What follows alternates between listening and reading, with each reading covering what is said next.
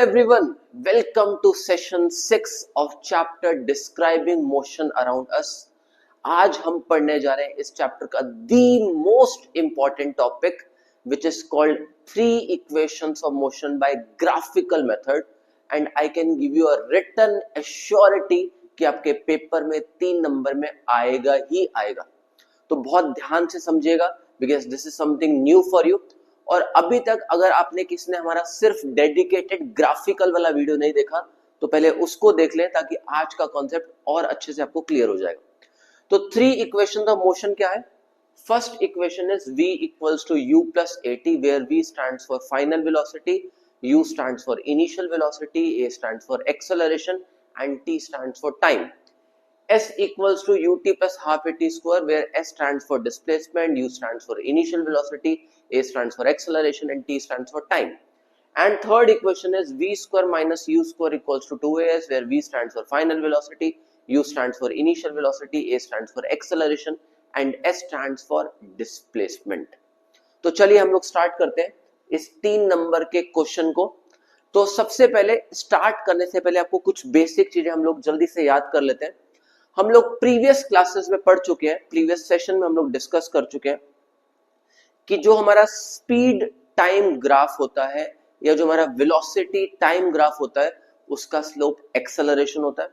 Distance time graph का slope speed होता है, वेलोसिटी टाइम ग्राफ का स्लोप एक्सेलरेशन होता है, डिस्प्लेसमेंट टाइम ग्राफ का स्लोप वेलोसिटी होता है और area under velocity time graph जो होता है वो हमें डिस्टेंस देता है. ये हम लोग ऑलरेडी डिस्कस कर चुके हैं कि वेलोसिटी टाइम ग्राफ से हमें एक्सेलरेशन मिलेगा जिसमें हम लोगों ने पढ़ा था कि जो tan थीटा होता है वो एक्सेलरेशन के इक्वल होगा. मतलब slope of velocity time graph is equal to tan theta which is equal to acceleration. And हम लोग ऑलरेडी डिस्कस कर चुके हैं कि area under velocity time graph जो होता है that is equal to distance travelled. बस ये दो बातें आपको दिमाग में रखनी है. पहली बात, area under velocity time graph is what? It's distance. दूसरी बात आपको दिमाग में रखनी है कि वेलोसिटी टाइम ग्राफ का स्लोप एक्सेलरेशन देता है and acceleration is equal to tan theta. तो चलिए स्टार्ट करते हैं. तो सबसे पहले हमारे पास फर्स्ट इक्वेशन ऑफ मोशन क्या है? First equation of motion is v equals to u plus at. उससे पहले हम लोगों ने क्या करा है, एक वेलोसिटी टाइम ग्राफ को ड्रॉ करा है और इस केस के अंदर जो बॉडी है उसकी कुछ इनिशियल वेलोसिटी है, मतलब किसी भी इंस्टेंट ऑफ टाइम पर बॉडी ए पॉइंट पर है जहां पर उसकी इनिशियल वेलोसिटी u के इक्वल है. कुछ टाइम के बाद बॉडी इस पॉइंट पर आती है तो उसकी फाइनल वेलोसिटी जो है वो v के इक्वल है. और हम लोग चीजों को सिंप्लीफाई कर लेते हैं एज पर ग्राफ, क्योंकि वेलोसिटी टाइम ग्राफ है जिसका स्लोप एक्सेलरेशन होगा. तो हम ऐसा लिख सकते हैं, अच्छा यहां पर थीटा भी बनाते हैं चीजों को सिंप्लीफाई करने के लिए, कि हमारा जो OE है, OE वो इक्वल है किसके? AD के, जो किसके इक्वल है? टाइम के इक्वल है. जो हमारा OA है वो इक्वल है किसके? ED के, जो किसके इक्वल है? U के इक्वल. और हमारे पास जो EB है वो किसके इक्वल है? v के इक्वल है. ये बेसिक हम लोगों ने एज पर ग्राफ नोट कर दिया. अभी हम लोगों ने डिस्कस करा कि वेलोसिटी टाइम ग्राफ का जो स्लोप होता है वो क्या देता है? एक्सेलरेशन. तो हम लोग लिख सकते हैं कि एक्सेलरेशन जो होगा वो इक्वल होगा किसके? Slope of straight line AB के इक्वल. और एक्सेलरेशन किसके इक्वल होगा? tan theta. और हम लोगों ने लास्ट क्लास में डिस्कस करा था कि जो tan थीटा होता है वो इक्वल होता है परपेंडिकुलर अपॉन में बेस के. तो यहां से अगर हम tan थीटा निकालेंगे तो थीटा के ऑपोजिट क्या होता है? परपेंडिकुलर. और ये क्या होता है? बेस. इसका मतलब हम एक्सेलरेशन को क्या लिख सकते हैं? tan थीटा के इक्वल. और tan थीटा किसके इक्वल होगा? परपेंडिकुलर अपॉन बेस, मतलब BD अपॉन में AD के इक्वल आ गया.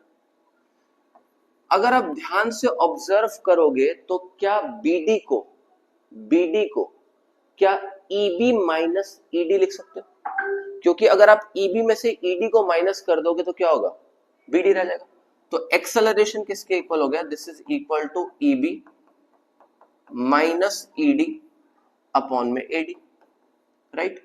सो एक्सेलरेशन हमारा ईबी किसके इक्वल है, वी के इक्वल है, हमारा ईडी किसके इक्वल है, यू के इक्वल है, हमारा एडी किसके इक्वल है, टी के इक्वल है। मतलब एक्सेलरेशन किसके इक्वल आ गया, v माइनस यू अपॉन में टी। मतलब आप यहां से v माइनस यू को क्या लिख सकते हो, एटी। मतलब यहां से v किसके इक्वल आ गया, u प्लस एटी के equal. So this is our first equation of motion by graphical method। ठीक है, चलिए आगे बढ़ते हैं। तो अब हम डिराइव करेंगे second equation of motion by graphical method. जब हम सेकंड इक्वेशन ऑफ मोशन की बात करते हैं तो हम लोगों का सेकंड इक्वेशन ऑफ मोशन होता है s equals to u t plus half a t square. s equals to u t plus half a t square. क्योंकि हमें यहाँ s चाहिए तो हम ऑलरेडी पढ़ चुके हैं कि जो डिस्टेंस होता है वो इक्वल होता है किसके, एरिया ऑफ ट्रेपीजियम। और यहाँ ट्रेपीजियम कौन सा है, A B O A B D, area of trapezium O A B D. Area of trapezium के दो फॉर्मूलेज होते हैं। एरिया ऑफ ट्रेपीजियम का पहला फॉर्मूला जो आपको छोटी क्लासेस में पढ़ाया गया है, that is half sum of two parallel sides into height। What is the formula? Half sum of two parallel sides into height। और इसका दूसरा फॉर्मूला होता है area of rectangle plus area of triangle. तो यहां पर हम दूसरा फॉर्मूला यूज करेंगे distance which is equal to area of rectangle plus area of triangle. हमारे पास रेक्टेंगल क्या है, O A D E, O A D E. और हमारे पास ट्राइंगल क्या है, A B D, right. Area of rectangle, rectangle क्या है, परपेंडिकुलर लेंथ इनटू ब्रेथ। तो यहां पर हो जाएगा ओ ए इंटू ओ ई, इसके इक्वल होगा half base A D into height, height is what, BD, right। so अब यहां पर हम S, OA को क्या लिख सकते हैं, U, और OE को हम क्या लिख सकते हैं, T, प्लस हाफ AD को हम क्या लिख सकते हैं, T। प्रॉब्लम ये है कि हमें ये नहीं पता BD क्या होगा। तो यहां रुकते हैं, हम समझते हैं पहले जो भी अब पढ़ा कि एक्सेलरेशन जो होता है वो इक्वल होता है tan थीटा के।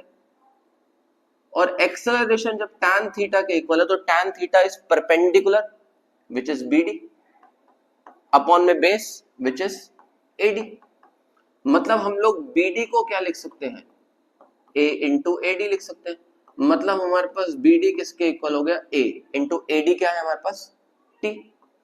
अब यहां पर BD की जगह वैल्यू क्या आ गई हमारे पास, AT। इसका मतलब S किसके इक्वल आ गया, UT plus half AT square के। This is second equation of motion. याद करने के लिए आपको बेसिक सा फॉर्मूला दिमाग में रखना है which is area of rectangle plus area of triangle. बाकी अपने आप फॉलो करेगा, ठीक है। चलिए स्टार्ट करते हैं। इसके बाद हम लोगों के पास जो थर्ड इक्वेशन है, and our third equation is v square minus u square equals to 2as। Third equation is v square minus u square equals to 2as। अब अगर हम ध्यान से देखेंगे अगेन तो एक्सेलरेशन किसके इक्वल होता है, slope of straight line AB के इक्वल होता है। मतलब एक्सेलरेशन किसके इक्वल हो गया, tan थीटा। और tan थीटा को हम क्या लिख सकते हैं, परपेंडिकुलर अपॉन में base which is equal to BD upon में AD।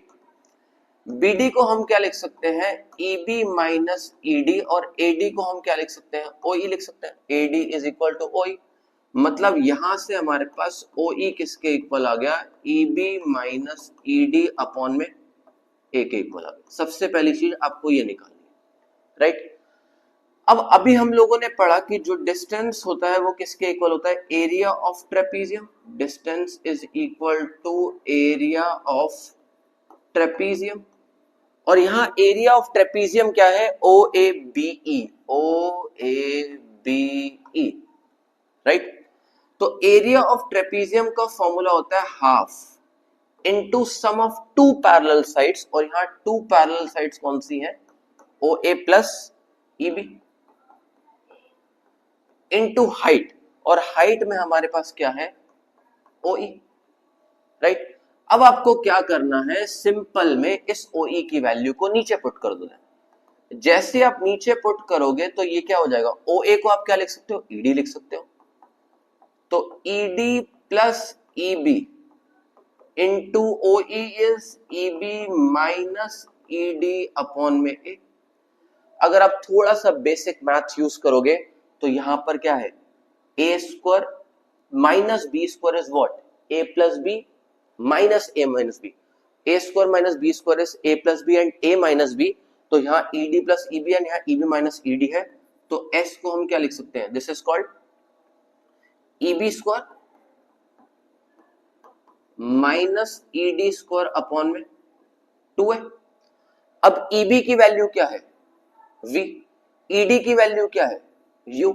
इसका मतलब अगर आप सबकी वैल्यूज यहां पर पुट करोगे तो आपके पास रिजल्टेंट क्या निकल के आ जाएगा, v square minus u square equals to 2as। मतलब सिंपल लैंग्वेज में s equals to v square minus u square upon में 2a, क्रॉस मल्टीप्लीकेशन करा तो v square minus u square किसके इक्वल आ गया, 2as के इक्वल आ गया, right. So this is the third equation of motion by graphical method. तो सिंपल लैंग्वेज में पहली इक्वेशन में आपको सिंपल फॉर्मूला यूज करना है, which is acceleration equals to tan theta which is equal to perpendicular by base. Second equation में आपको use करना है डिस्टेंस निकालने के लिए area of trapezium which is area of rectangle plus area of triangle. और थर्ड इक्वेशन में आपको अगेन यूज करना है डिस्टेंस निकालने के लिए area of trapezium which is half sum of two parallel sides into height. तो ये तीन इक्वेशन मोस्ट इंपॉर्टेंट इक्वेशंस है। अगर आपको एक बारी में ना क्लियर हो तो प्लीज इसको बार बार गो थ्रू कर लेना, ताकि आपके पेपर में जब ये आए तो कुछ ही सेकंड्स में आप इसको लिखकर 3 आउट ऑफ 3 मार्क्स को अटेन कर सको। So thank you for watching. So keep growing, keep learning and keep exploring. See you in next video, take care.